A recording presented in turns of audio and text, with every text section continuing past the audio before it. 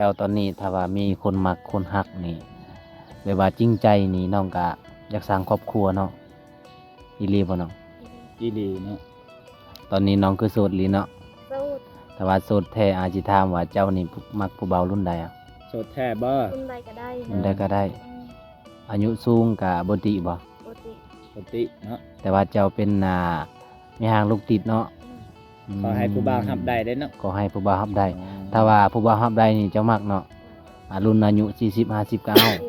โอ้ยตามเลยทุกคน คนเฒ่าก็เอา คนเฒ่าก็เอาเนาะ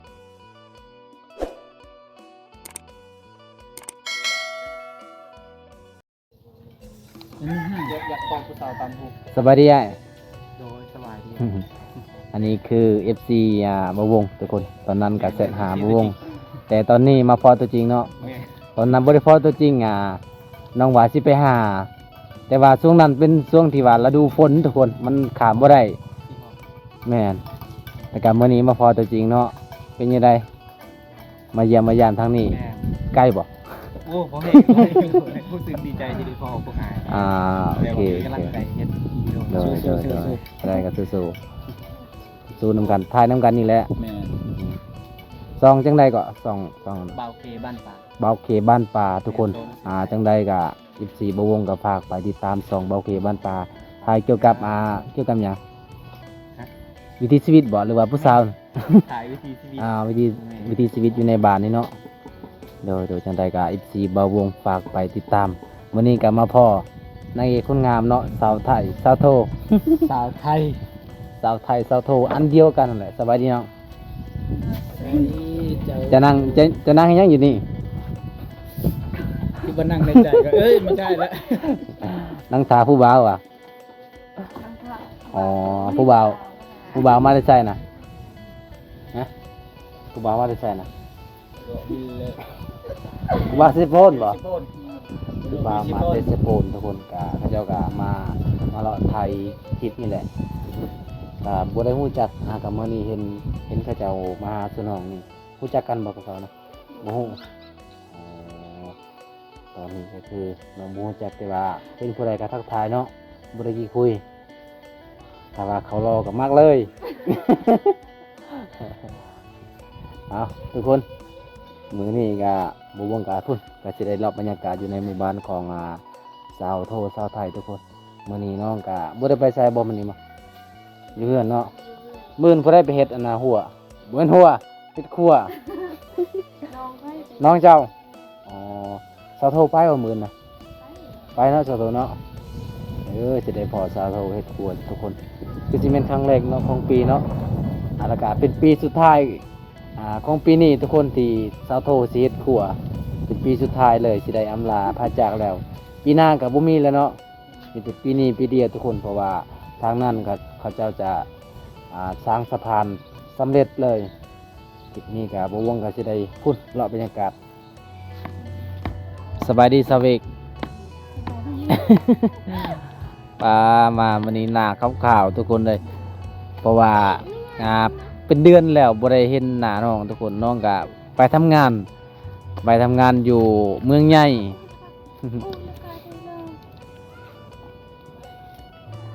จะมาได้ใส่กินนี่จะมาได้ใส่กินนี่แม่นมันรวมเวียก ก็ไปทุกคนเลย ไปรวมเวียกรวมงานทุกคนที่พ่อไอ้เมย์เจ้าคือบ่ไปรวมบ่ไปเดี๋ยวจะไปแทนเนาะเวียกยังก็จะรวมโครงการเนี่ย สิเหลือเด้ อ๋อสวยเหลือเนาะปลามันนี่บ่ใส่ ฮะ เห็นน้องยิ้มงามเลยมีแดดฟัน สบายดีเด้อสบายดี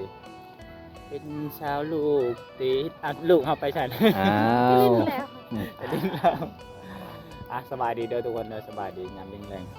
สบายดีเนาะแต่น้องก็ แม่น บ่สบายปานใดหนาว อากาศสีหนาว หนาวใจ เป็นยังไงไปเยี่ยมยามผู้บ่าวเมืองใหญ่กับผู้บ่าวเมืองน้องนี่ คือกันบ่ คือกันบ่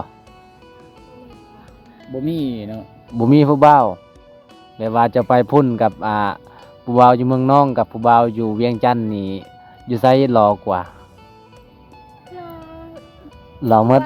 เบา ผู้บ่าวเวียงจันทน์นอนโอ้โห ผู้บ่าวเวียงจันทน์หล่อโอ้แสดงผู้บ่าวเมืองน้องนี่ตกกระป๋องเลย เพิ่นไปเฮ็ดเวียกอยู่เวียงจันทน์ได้ทุกคนนะฮะก็มาเยี่ยมมายามบ้าน โดยแม่นเฮาก็ไปเยี่ยมยามนี่น้องมาบ้านนี่ประมาณจักเดือนแหละ เสียทิศเสียอาทิตย์ เดือนหนึงแล้ว แสดงว่า1เดือนแล้ว แม่น 1เดือนเต็ม มื้ออื่นนี่เฮ็ดครัวน้ำข้าวบ่บ่ได้เฮ็ดเนาะ เขา หาเวียก ๆผู้ใดเฮ็ดในเฮือนเจ้านี่บ่เฮ็ดเลย บ่ อ๋อ เฮ็ดเลย พี่น้องเอ้ย อยากจะบ่มีผู้ชายเด้มีแต่พ่อผู้ชายเนาะ แม่น อ๋อ มีแต่พ่อผู้ชายก็เลยบ่ได้เฮ็ดบ่มีไผเฮ็ดเนาะ ก็มาเยี่ยมมายาม สาเหตุหยังที่บ่ได้เฮ็ดน่ะสาเหตุหยังที่บ่เฮ็ดบ่มีไม้ แต่ไม่กะเขาอยาก อ๋อแบบบ่ว่างอะนะมันติด โดย แบบว่าบ้านว่าง่ายๆว่าในเฮือนบ่มีอนาคตที่มีอยู่คนแต่ว่าคนพอดีเฮ็ดเวียกเองอะนะแล้วไปเฮ็ดครัวแล้วมันก็บ่มีอะนะไปเฮ็ดเวียกเองจังซี่อะนะ แสดงว่าเจ้าคันเวลาเข้าเมืองนี่ หรือว่าอาจสิไปซื้อเครื่องนี่เจ้าต้องได้เสียเงินแน่เนาะเสียเงินแหล้วพี่น้องเอ้ยเพราะว่าเขาเจ้าเก็บค่าเฮาข้ามไปเนาะ ควันไฟทุกคนเลย ถ้าว่าเฮายางนี่เขาเจ้าก็เก็บบ่ปีกายนี่น่ะบ่เก็บอ๋อยางนาลา ง่าย ฟรีเลย เอามอเตอร์ไซค์ไปนี่คือเสียเลยเนาะจะพันคนบันเดียวกันนี่ ประมาณ20,000เนาะอ๋อ ไปกลับหรือว่า ไปกลับ ไป 40 40 โอ้โตพี่น้องเอ้ย แพงเนาะ แพงอยู่เด้อ ผมว่าคันขายมากระบอกนี่โหหลายโลเลยได้ นี่ โล ทุก เท่าไหร่ คน ที่นี่มากระบอกเจ้า น้องก็คือสิแม่นน้องพามากระบอก เจ้าบ่ได้ไปห้าบ่บ่ไปห้า แม่นจะไปหา แม่นจะไปหา อ๋อ เจ้าอยู่ในเฮือนก็คือพามากระบอกบ่ได้พาบ่บ่ได้พาช่วยแม่บ่ เป็นหยังคือบ่พาช่วยแม่ ไม่อยาก บ่ย่า อยากพา อ๋อบ่อยากพา ยันถึก การ ยันถึกมือ อ๋อ คันถึกมือนี่แล้วเนาะเอาคนตีพาจำเนาะ เอาคนตีไปตีมากระบอกซ้ำพี่น้องเว้ยหลายคนได้แต่ว่าโอ้ยเจ็บย้อน แม่นบางเทื่อก็พาถึงมื้อ แม่น เจ้าจะบ่พามากระบอกเจ้ามีบ่อันน่ะเงินซื้อบัตรเป็นเงินบ่บ่มี บ่ เด้ มี อ๋ออาจจะมันผู้เบาพังไทยนี่เขาจะเก็บหาเจ้าถ้ายังเก็บได้กัน ไม่ได้เลย อ๋อ เสร็จบ่ได้ช่วงนี้ผู้บ่าวฝั่งไทยเขาเจะยังเสร็จยอกใจอยู่บ่บ่มีไผเสร็จเลย จะมีเลย ผมเลยว่าทีมงานเฮาก็บ่ได้ไปหาน้องนะคิดว่าน้องอะยังบ่ทันมาเพราะว่าน้องก็ไปเฮ็ดงานอยู่เมืองใหญ่พี่น้อง ก็ กันเนาะ สู้ชีวิตเพื่ออยากได้ แล้ว ข้าวกินเนาะเพื่อจะได้ข้าวกินเพื่อเกลือเป็นนัวเพราะว่าในเฮือนน้องก็มีผู้ชายเนาะมีแต่อีพ่อคนทุกคนบ่น้องเฮือนอันนี้เป็นเฮือนที่ทีมงานเฮาไปช่วยมื้อนั้นบ่สังกะสีนี่บ่อ๋อ คือคนใจดีเขา แม่ ทางไทย จากฝั่งไทย บอกง่ายๆคือเทวดาใจบุญนั่นแหละ โดย กินดูแล้วก็สงสารน้องเพิ่นก็ได้ชื่อสังสือ คือทีมงานเฮา3คนเนาะ เขาไปแต่เนาะ หลักสังกะสีน่ะ แม่นนั่นแหละทุกคนเลยแต่ว่าเฮาก็บ่ได้ทายเพราะว่าน้องบ่มีเวลาสิบอกว่าเพราะว่าอยู่นี่น่ะมันบ่ค่อยมีสัญญาณปานใด แม่ น้องก็เลยบ่ได้บอกบ่ทันได้บอกก็เลยเฮ็ดไปก่อนนี่ทุกคนสังกะสีนี่ตอนจะไปเฮ็ดงานน่ะงานนั่งงานยังจะไปน่ะฮะ เฮ็ดงานยังอยู่ งานยัง งานก่อสร้าง งานก่อสร้าง ก่อสร้าง โอ้ โอ้ต ผู้หญิงเฮ็ดงานก่อสร้าง ก่อสร้างแต่ว่าจะเอาอนามัยหยังเล็กเก็บเล็กอ๋อ เขาให้เดือนหนึงจักล้านแม่นเดือนหนึง4ล้านเป็นน้องเฮ็ดได้จักเดือน11มื้อ ไปได้ สาวของสาวเวกไปเฮ็ดเวียกอยู่เวียง เขาไปจ้างรถ ไปได้11มื้อป้าเนาะอาสาเหตุหยังเป็นหยังคือว่าบ่มีเงินใส่เนาะ บ้านนาลอง ขนาดเติมใส่เลย บ้านแก่งนาลองเด้อไอ้เด้อ เด้อเฮ็ดบ่ครบเดือนบ่อยู่ใส่ได้ยินน้องว่า มาฮอดเวียงแล้วแบบบ่มีงานเฮ็ด10มื้อแม่นอีหลีบ่ โอ้ก็คือน อนละล่ะ ใกล้บ่ หลาย10มื้อ โอ้ โอ้ สาว กิน ปาน แล้วก็ นี่ นอนกินแล้วก็นอน เอาแล้วผู้ใดไป เมื่อยก็นอน ให้ สิ ไป เอา หางานให้ สิเอา ไป ห แล ยัง ก กินวะ เอาไปฮอดแล้วบ่มีงานตอนแรกได้เขาว่าตอนแรกเขาว่ามีงาน ไปฮอดแล้วบ่มีงาน แล้วมีเงินมาใช้ซื้อข้าวซื้อน้ำกินกับพ่อหน้าโอ้เขาก็ยังใจดีเนาะ มาเรียน แล้วเขาคักบัดนี้ จะมีเวทเฮ็ดยกมาตัดเงินชุมข่อยก็ โอ้ ก็คือแบบเขาเลี้ยงแล้วบัดนี้เขาเฮ็ดเวียกแล้วเขาก็ตัดเอาเงิน อ๋อสาเหตุนี่แหละที่ว่าน้องบ่มีเงินเนาะ โอ้ แปลว่าเขาจะตัดเมื่อ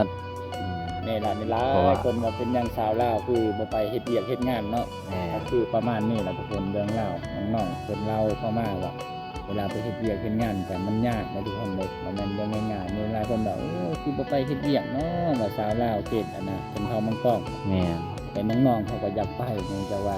มันไปแล้วมันก็บ่พอได้ไปกับบางเทื่อคนก็ถึกต้มเนาะ แม่น ขายให้เขาแก่จีนก็มี แม่น หลาย คือ คน สาเวนซะนั้นเนาะเกือบไปแล้ว แต่ว่าสาเวนี่เขาสิขายคือกันบ่ บ่ได้ถือขายบ่ขายให้ตะแกจีน มีแต่เขาส่งเขาอะนะอาจเขาบอกว่าน่าหักแท้ขอบใจแน่ ขอบใจแน่ ใจ เข้าใจ ขอบใจคือบ่พอใจนี่ แม่นบินสาวลูกติดนี่เด้อผู้บ่าวฟังไทยเด้อมีหลายๆคนถามหาว่าบ่ใช่ครับอันน่ะผู้สาว ภาษาลูกติดเนาะ ผู้สาวลูกติดเนี่ยลูกสองลูกสามเพิ่นว่านี่เด้อ ลูกซ่องเนาะจ้ะเนาะ ลูกช่อง มันลูกสาวห ลูก น้า ลูกช่อง โอ้สาวเอกสาวลูกซ่องพี่น้องเอ้ย แม่น สาวลูกซ่อง สาวลูกช่องอันนี้พ่อเจ้าบ่บ่ คัน แม่นนะ คันลูกซ้ำนี่ก็คือหัวไม้แล้ว บ่ไม่แล้ว เอ้ย ตอนนั้นเราว่าเราเอาอันน่ะผู้บ่าวรุ่นเดียวกันเลยเป็นเมียห้าง แม่นบ่ รอบ สาว นี้ เอก แม่นบ่ ตอนนั้นจะเอาแบบรุ่นเดียวกัน รุ่นเดียวกันอายุไล่ๆกันเนาะ17 18ตรงนั้น คิดว่าจะเอาแบบรุ่นน้อง เขาจึงปะเจ้า บ่ โอ้แม่น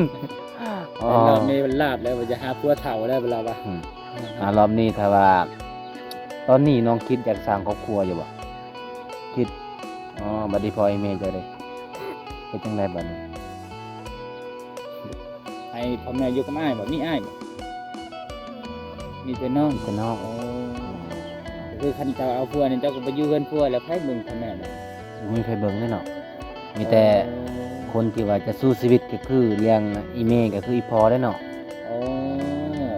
เรื่องราวของน้องทุกคน แต่เจ้าตอนนี้ถ้าว่ามีคนมักคนฮักนี่หรือว่าจริงใจนี่น้องก็อยากสร้างครอบครัวเนาะอีหลีบ่เนาะ ดีๆเนาะอากาศก็หนาวแล้วเนาะ อากาศก็หนาว หาครูแล้ว หาครูเนาะ เดี๋ยวก็บุญทรงเหือก็บ่มีครูไป โอ้แม่นเลยทรงเฮือกะสิมาฮอดแล้ว นับมือแล้วมันถอยลง มันถอยลงเรื่อยๆ แนมเบิ่งหมู่ว่าจับมือกันอยู่เฮาบัดแนมเบิ่งมือเฮาบัดจับลูกมือลูกอันน่ะยังจับมือลูกอยู่เนาะ โอ้ยบ่ใส่กันลูกลี้ลูกลนทุกคนเลย น่าจะบ่พาลูกไปดอกสะเวงเนาะลูกสะเวงเนาะมันลำบากเนาะไปกะคนมันหลาย แม่น คันผู้บ่าวเนี่ยมือใหญ่ๆเนี่ยนะ คันผู้สาวแบบลูกนี่น้อยๆโอ้ยจัก จังนั้นก็ปิวซ้ำ อันผู้บ่าวโสดเอ้ยอันมาเด้ออ ม มาเป็นครูอันน่ะมือบุญทรงเฮือนเนี่ยเพิ่นว่าอยากได้อันน่ะใช้ชีวิตแบบโบราณนี่ อาบน้ำหรือบ่สะเวง ปิ้งไฟ อาบน้ำหรือว่าจัน สาวจริง ยังบ่ได้อาบแสดงว่ามื้อนี้บ่ได้อาบเลย ๆยังบ่ได้อาบน้ำอยู่บ่ชาวเวก อ๋อ โอ้บ่แม่นแต่เมื่อวานนี่บ่ อาบแล้ว เป็นยังคือถึกมันยัง เชื่อ ยางกล้วยอ่ะ จะไปตัดกล้วยมาบ่น้องโอ้ตัดไปขายบ่ตัดไปกินเอ้ากล้วยไม่ใช่จ้ะอ๋อตัดลูกกล้วยก็คือตัดต้นกล้วย บ่แม่นไปหามจ้างตัดกล้วย เขานึกว่าจะไปตัดกล้วย บ่แม่น ตัดต้นกล้วย เออ โอ้ตัดอะไรยัง ตัดต้นกล้วยสิไปปลูก แม่นบ่ไปปลูกบ่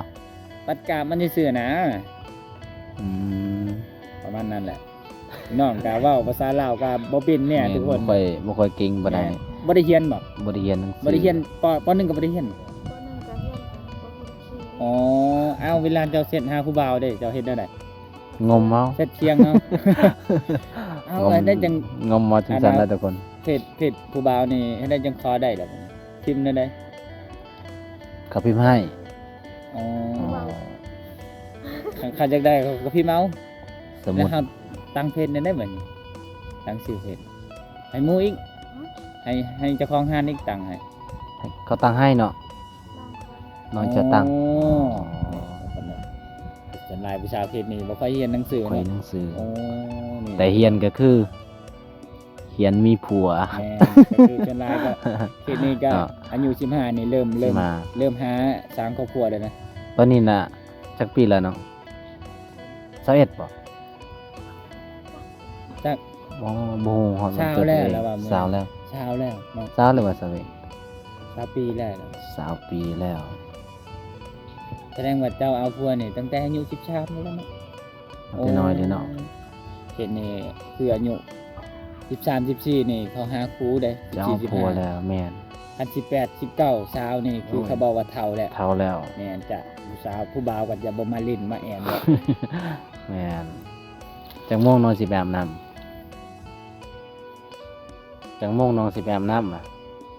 8 โมง 8 โมงกลางคืนนี่ว่ะจะนอนก็ไปเนาะแต่ว่าตอนนี้ตะเวนยังบ่ทันตก จะเป็นตกวัน ถ้าตะเวนตกนี่จะบ่มีไฟเห็น แม่นน้องอ้ามอยู่ใช่น้ำแกงลองปุ๊ น้ำมา น้ำลิ้นนี่โอ้ แม่นน้ำลิน แม่นบ่ น้ ก๊อก ำน้ำบ่อว่ะ น้ำบ่อ น้ำบ่อ อ๋อ เฮียอู้ บ่แม่นน้ำลิน อันนี้คือพญาอู้ทุกคน เพียอู้เห็นนี่ พญา พญาอู้ก็คือ นี่ ควันไฟ ทุกคนเพีย ควั อู้ น เห็น ไฟ นี่เราก็คือ ภา เป็น ษา ภาษา เผามัง ก ก ร อง แม่น ถ้าว่าภาษาอันนั้นดิโต้ยเดี๋ยวจังได๋ บ่คือกันเด้ชาวตะ บ่คือกันนะบ่โต้ย แม่ เนาะ นอันนี้อยู่พี่เขาจะเอิ้นเตียวบงมง เตียวงัว แต่อยู่พุ่นก็เอิ้นเตียวเหาะ เตียว แม่นเตียวเหาะ อันนี้เตียวมง แม่นแต่ละท้องถิ่นจะเอิ้นบ่คือกันหรือว่าจะเรียกก็บ่คือกัน บ่ซะเวงตอนนี้น่ะเจ้าโสดคือเก่าบ่หรือว่ามีผู้บ่าวอยู่เวียงจันทน์แล้วบ่มี นี่ผู้บ่าวมาเล่นบ่อยกลางคืน บ่มีเลย ยันว่า อ๋อ แบบผู้บ่าวก่อสร้าง เจ้าก็บ่ได้นอนเฮือนน่ะเจ้าเองเนาะหรือว่าหลังจากเฮือนครัวเจ้าแล้วเจ้าก็ได้นอนเฮือนเจ้าเอง ใครอยากนอนกับบ่มีคน อ๋อ โดยโดยโดย ลูกคอยกับ นี่ บ่มี น่าสงสารหลายน้องบอกว่าบ่มีผ้าห่มมื้อนั้นน้องก็บอกว่าบ่มีผ้าห่มถ้าผู้ใหญ่ใจดีสงสารก็อยากจะซื้อผ้าห่มให้น้อง แม่น เพิ่นก็ สามารถ ติดต่อทีมงานเฮาได้ สามารถติดต่อทีมงานเฮาบ่มีอีหลีบ่น้องบ่ได้ตัว ว่าบ่ได้ตัว โอ้บ่มีเลยนะ ไปสิตัว คิดว่าน้องสิตัวแบบบ่มีอีหลีอายเอ้ย ที่แท้น่ะมีก็คือเจ้านอนกลางคืนก็สุดยอดความหนาวเนาะ อุ้ยเมื่อคืนนี่เย็นนี่ดีเลย แม่น เขาจนช่องผ้าห่มพวก ตอนนี้น่ะจะนอนเฮือนเจ้าเองหรือว่านอนเฮือนหมู่เฮือนหมู่ เพื่อนหมู่ ลูกเจ้าได้ซะนอนกับแม่ อ๋อก็คือแบบถ้ายังนอนเรือนตัวเองก็คือบ่มีผ้าห่ม บ่ เนาะ มีผ้าห่มเลย นี่ผ้าห่มหนาว ประมาณเท่าได้ล่ะราคาผ้าห่มน่ะ150 แสนห้าแสนหกก็คือ150,000กีบ 150 160เนาะ แม่นก็เป็นเงินบาทก็ประมาณอยู่3-400เนาะ 3-400ประมาณนี้แหละ นั่นบ่ 3-400เอาทุกคนเลยเอากะบ่มีหยังแต่ว่าจะให้ FC ได้เห็นได้รับชม แม่น ว่าน้องว่าบ่มีหยังทุกคนบ่แม่นว่าเฮาสิสร้างคอนเทนต์แต่ว่าน้องบ่มีอีหลี น้องไปเฮือนไปนอนเฮือนหมู่เนาะ น้อง แต่ว่า ไปนอนเทินหมู่ เฮือนเองบ่ไหวมันหนาวทุกคนนี่ก็คือ แม่ พากระแตะจริงๆทุกคนพากระแตะจริงๆมันหนาว ก็คือเฮือน เพิ่น บ่มีประตูอีก แม่นเพิ่นครัวของน้องกะตอนนั้นก็โอ้เปียกมาเลยเนาะว่าซั่นเนาะ แม่นแม่น ตอนน่ะเฮา เอาไปชื่อสังกะสีให้ แม่น แม่น บ่ได้ถือฝน บ่เซาเอกตอนนี้น้องคือโสดอีหลีเนาะ สู้ แต่ว่าโสดแท้อาจสิถามว่าเจ้านี่มักผู้เบารุ่นใดอ่ะ โสดแท้บ่ คนใดก็ได้ รุ่นใดก็ได้ อายุสูงกะบ่ติบ่ ปกติ ปกติเนาะ แต่ว่าเจ้าเป็นมีหางลูกติดเนาะ ขอให้ผู้บ่าวรับได้เด้อเนาะ ขอให้ผู้บ่าวรับได้ ถ้าว่าผู้บ่าวรับได้นี่เจ้ามักเนาะรุ่นอายุ40 50ก็เอา โอ้ยตามเลยทุกคน คนเฒ่าก็เอา คนเฒ่าก็เอาเนาะ ก็คือตอนนี้คนเฒ่าก็เอาน้องจะได้แห้งอีหลีบ่ผัว อยากได้นะ โอ้ อ๋ออยากได้แฮงเนาะ แล้วบาง ก็ พอผมกับผัวนั่นจะสิเลือกอันใดขอให้เจะเลือกอันหนึง อันนี้คือลูกสาวเนาะ ปะผัวมานี่จักปีเลย1 ปี หนึ่ง เลย ปี 2 ปี เอาผัวกัน1 ปีปะผัวกัน1 ปี อ๋อ ก็พวกกับ โดนเติบเนาะ 6 ปี ลูกเจ้าคือพาแพทย์แต่พาแพทย์บ่ บ่แม่นบ่ บ่แม่นเนาะปีไทยปีได้สิจะได้ว่าเมื่อเฮือนผัวนี่บ่ได้เอาให้ ได้ลูกไว้เนาะทุกคนเนาะแต่เคนนี่ก็จะบ่ได้คุมกำเนิดได้ผัวก็คือได้ลูกหลายก็คือแม่สบายได้เขาว่าเนาะแม่นบ่ ได้ขะดองเนาะครับเป็นลูกสาวเนาะ บ่แบบว่าอันนั้นลูกเฮ็ดเวียกซอยหั่นนะ อ๋อ แบบลูกใหญ่แล้วก็แม่ก็สบายเขาคิดว่าแบบ ส่ว นั้น น หลายแต่ว่าเป็นลูกชายนี่ลูกนี่มีโรยหลาย แม่นบ่ มีทอหลายเนาะ แต่หลายลูกผู้ชายนี่บ่ค่อยเฮ็ดเวียกซอยพ่อแม่เนาะ อ่ะ เฮ็ดนี่นะ เฮากับเป็นภาษาเว่าเป็นภาษาเฮาเด้อพี่น้องเด้อ ลูกผู้ชายก็คือบ่ได้เฮ็ดเวียกซอยพ่อแม่เลยบ่ได้ตักน้ำตำข้าวคือ บ่ซอยเอง ตอนนี้นะความฝันเจ้าอยากได้หยังถ้าว่าอาจจะมีเงินหรือว่ามีผู้ใหญ่ใจดีจากฝั่งไทยที่เห็นเจ้าอินดูสงสารเจ้าอยากได้หยังเนาะ เอออยากได้เงินซื้อเครื่องกับแป้งนัว อ๋อเครื่องเป็นนัวเครื่องประเภทหยังเจ้าอยากได้ผ้าห่มบ่ พ่อมันก็อยากได้กะส่งก็อยากได้ เออ เสื้อก็อยากได้ เออ ขนาดลูกคอยกันเสื้อ ลูกเจ้าก็ซื้อนุ่งก็บ่มีอ๋อ